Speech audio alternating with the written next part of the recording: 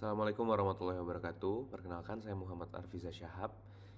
Di sini saya akan membacakan non-thesis paper saya, project synthesis, dengan judul Strategi Promosi Film Perayaan Mati Rasa dalam Menjangkau Audiens Melalui Komunikasi Emosional.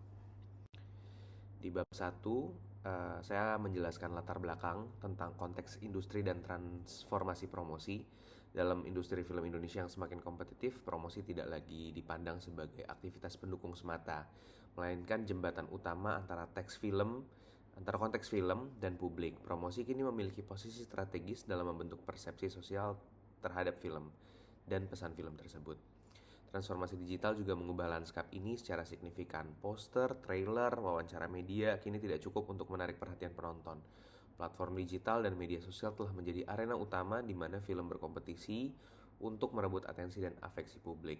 Penonton kini bukan hanya konsumen pasif, melainkan juga aktor aktif yang membentuk makna melalui partisipasi emosional dan lain-lain.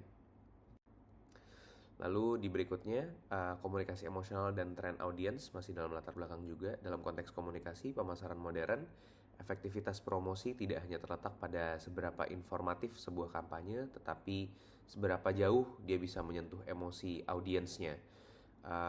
Dan ini juga sejalan dengan teori komunikasi kontemporer yang menyatakan bahwa di era postmodern, pesan-pesan komunikasi harus personal, relevan, bermakna secara emosional. Dari West dan Turner di tahun 2021. Di Indonesia sendiri, audiens muda seperti Gen Z menunjukkan preferensi terhadap cerita yang dekat dan punya tingkat relevansi atau mungkin relatability yang cukup tinggi terhadap mereka. Dan kampanye yang menonjolkan sisi afeksi kini jauh lebih efektif dari film-film yang berpromosi dengan cara yang formalitas saja, dan itu bisa menciptakan loyalitas audiens yang lebih tinggi dibanding yang tradisional atau cenderung kaku. Lalu studi kasus terhadap film saya sendiri, film Perayaan Mati Rasa, itu adalah contoh konkret bagaimana komunikasi emosional dapat diintegrasikan ke dalam strategi promosi secara menyeluruh. Film ini tidak hanya hadir sebagai hiburan, melainkan ruang refleksi atau ruang berekspresi untuk anak-anak muda karena membahas tema emosional, tema kehilangan atau grief, dua hal yang sering dihindari di ruang sosial. Strategi promosi yang mencakup berbagai pendekatan secara personal dan juga eksternal. Kita juga mengadakan sesi promosi dengan membuat festival perayaan Mati Rasa yang di dalamnya pun juga mengundang artis-artis atau musisi-musisi terkenal di Indonesia. Dan film ini juga memiliki kekuatan utama, yaitu lagu yang sudah didengarkan lebih dari 90 juta kali di Spotify, dan hal ini dimanfaatkan sebagai jembatan emosional antara musik dan medium film. Lalu relevansi akademik dan urgensi penelitian. Melihat fenomena ini, penting untuk melakukan kajian akademik terhadap bagaimana strategi komunikasi emosional ini dibentuk dalam promosi film Perayaan Mati Rasa. Strategi ini tidak hanya berdampak pada kesuksesan box office, tetapi juga pada pembentukan diskursus sosial yang lebih jauh terhadap anak-anak muda di zaman sekarang. Saya berharap penelitian ini bisa hadir untuk menganalisis strategi promosi secara teknis, dan juga bagaimana kita bisa memahami pengalaman emosional yang dihadirkan oleh film ini terhadap audiens dan proses penyembuhan mereka terhadap mental mereka. Lalu kita masuk ke rumusan masalah, rumusan penelitian, tujuan penelitian, manfaat, dan ruang lingkup penelitian. Rumusan masalahnya adalah bagaimana strategi komunikasi emosional dibentuk dalam promosi film Perayaan Mati Rasa. Lalu yang kedua, bagaimana strategi tersebut menciptakan keterhubungan emosional antara film dan audiens. Lalu tujuan penelitian adalah menganalisis bagaimana elemen emosional digunakan secara strategis dalam promosi film, memahami konsep dan pendekatan komunikasi emosional yang digunakan dalam promosi film Perayaan Mati Rasa.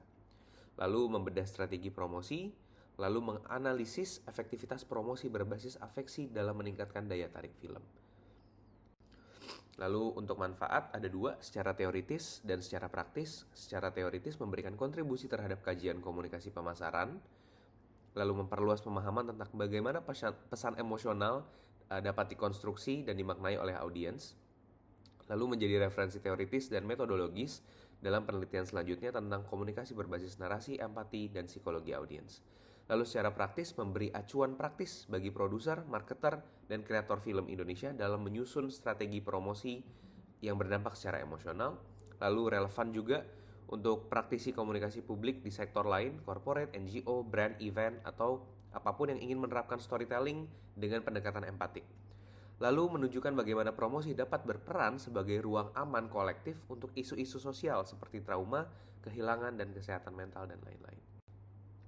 Lalu ruang lingkup penelitiannya, fokus utama penelitian adalah pada strategi komunikasi emosional dalam promosi film Perayaan Mati Rasa. Cakupan meliputi konten digital, lalu aktivasi kampanye, lalu analisis dilakukan melalui pendekatan interpretif dengan fokus pada makna, pola interaksi dan keterlibatan emosional audiens. Lalu batas waktu observasi mencakup fase pra-rilis hingga 2 minggu pasca penayangan film di bioskop. Lalu kita masuk ke bab 2. Landasan teori. Strategi komunikasi emosional bertujuan membangun keterikatan dan ketertarikan afektif antara audiens dan pesan. Dalam konteks promosi film, pendekatan ini penting karena film bukan hanya produk hiburan, tetapi juga medium ekspresi sosial dan personal yang mampu menggugah emosi dan membentuk opini. Itu dikutip dari Kotler dan Keller di tahun 2016. Lalu menurut Griffin et al. Di tahun 2021, komunikasi emosional bekerja melalui stimulasi afeksi, menciptakan kesan yang lebih tahan lama dalam memori audiens. Pendekatan ini selaras dengan elaboration likelihood model atau dari Petty dan Cacioppo yang menyatakan bahwa pesan emosional melalui jalur periferal seperti visual dan narasi lebih efektif untuk kampanye massal seperti promosi film melalui West and Turner di tahun 2021. Lalu konsep emotional branding dari Gope tahun 2010 menjadi penghubung antara teori dan praktik, menciptakan hubungan emosional otentik antara audiens dan nilai-nilai cerita. Lalu film sebagai merek membawa narasi kehilangan, keluarga, atau pencarian diri yang dirancang agar relevan secara emosional bagi penonton. Ini dari Budkowskaya et al. Di tahun 2020. Dari sudut pandang semiotika, Barthes menyebut punctum sebagai elemen visual yang menyentuh emosi secara tak terduga dalam promosi film. Ini bisa berupa micro storytelling, musik yang emosional, atau testimoni penonton yang autentik. Semuanya bertindak sebagai simbol afektif yang membangun koneksi. Lalu ada teori komunikasi afektif dari Little John di tahun 2017 juga menekankan peran audiens sebagai co-creator dalam ekosistem. Ini memungkinkan pola digital media sosial yang interaksi dua arah menjadikan promosi sebagai pengalaman emosional kolaboratif antara kreator dan penonton. Di Indonesia sendiri, tren ini terlihat jelas dalam film NKCTHI, Keluarga Cemara, Dear Nathan, yang promosinya menyentuh secara emosional, menyentuh nilai keluarga, menyentuh pertumbuhan batin, serta strategi promosi juga tidak hanya menjelaskan bagaimana filmnya, tapi menyampaikan perasaan yang mendalam. Lalu ada kerangka konseptual, fondasi strategis promosi film berbasis emosi. Penelitian ini menempatkan komunikasi emosional sebagai pendekatan utama dalam strategi promosi Perayaan Mati Rasa. Pendekatan ini dibangun dari 3 konsep utama, yaitu emotional marketing, integrated marketing communication, dan keterlibatan afektif audience. Komunikasi emosional diartikan sebagai proses strategis menyampaikan pesan dan simbol yang membangkitkan resonansi empati dan keterhubungan emosional. Strategi ini bekerja dalam kerangka EMC yang menjamin pesan emosional tetap konsisten di berbagai kanal promosi. Lalu berdasarkan teori affective involvement, Cohen di tahun 2001, audiens yang terlibat secara emosional akan membentuk keterikatan yang lebih dalam terhadap merek atau film. Lalu masih di kerangka konseptual, ada 3 pilar emosional dalam promosi Perayaan Mati Rasa. 1. Kedukaan kolektif, mengangkat tema kehilangan universal melalui kampanye sosial, sesi terapi, dan reaksi penonton. Kedua, ada afeksi naratif.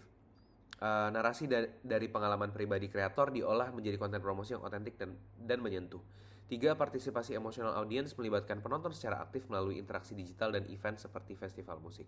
Kerangka ini menunjukkan bahwa keberhasilan promosi film tidak hanya soal exposure, tetapi keterlibatan emosional audiens yang dalam ketika penonton merasa terwakili. Lalu kalau kita berbicara mengenai penelitian terdahulu, ada landasan empiris strategi komunikasi emosional, studi mengenai komunikasi emosional dalam promosi film di Indonesia, masih terbatas, namun beberapa penelitian telah memberikan kontribusi penting. Ada dari Adila dan Suparto menemukan bahwa narasi emosional di media sosial lebih efektif dan mendorong engagement. Lalu ada Budkowskaya et al. Di tahun 2020 mengembangkan konsep emosional branding, keterikatan emosional konsumen membentuk loyalitas. Lalu ada Setiawati, lalu ada Agung dan Sumarian, lalu ada Rahman. Semua mengkaji bagaimana promosi film secara emosional dapat membentuk loyalitas yang lebih kuat. Lalu metodologi relevan, semua penelitian ini menggunakan pendekatan kualitatif deskriptif fokus pada analisis konten promosi digital. Lalu kerangka pemikiran, penelitian ini berpijak pada pandangan bahwa promosi film saat ini bukan hanya alat informatif, melainkan sebuah media pembentuk makna emosional di era digital yang padat informasi. Pendekatan ini menyentuh sisi afeksi menjadi kunci untuk menjalin kedekatan antara film dan audiens. Komunikasi emosional dipandang sebagai fondasi utama dalam strategi pemasaran film modern. Tujuannya bukan sekedar menarik perhatian, tetapi membangun koneksi personal antara narasi film dan pengalaman nyata penonton.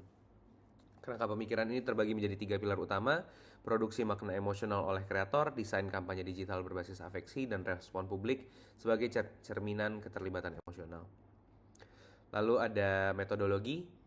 Penelitian ini menggunakan paradigma interpretif, memahami makna dan pengalaman subjektif dari komunikasi promosi. Lalu tradisi sosiopsikologi, menganalisis bagaimana pesan emosional mempengaruhi persepsi dan perilaku audiens. Lalu ada tradisi retoris, mengkaji bagaimana narasi dibentuk untuk menggugah dan meyakinkan secara afektif. Lalu ada asumsi penelitian, dasar filosofis dan teoritis penelitian. Penelitian ini dibangun atas jumlah asumsi kunci. 1. Komunikasi emosional efektif di era digital. 2. Narasi emosional otentik lebih menyentuh. 3. Audiens sebagai co-producer. 4. Alternatif atas promosi yang konvensional. 5. Paradigma interpretif menangkap makna holistik. Secara kesimpulan, dengan seluruh asumsi ini, penelitian tidak hanya menjelaskan strategi promosi emosional sebagai kekuatan simbolik dan afektif dalam membentuk keterikatan antara film, pesan, dan publik.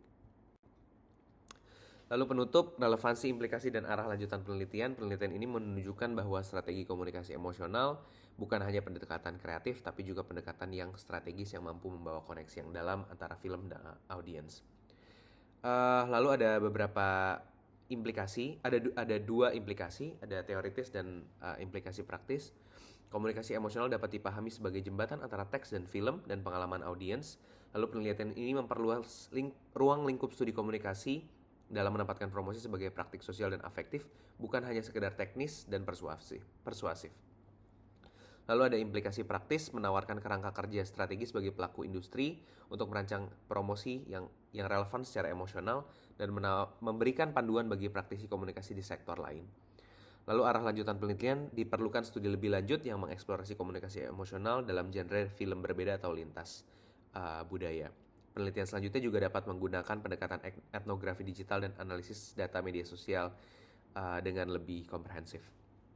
Dengan demikian, komunikasi emosional bukan hanya tentang menjual film, melainkan tentang menghadirkan ruang reflektif bagi para audiensnya.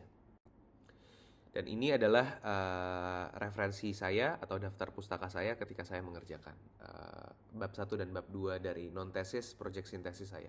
Terima kasih.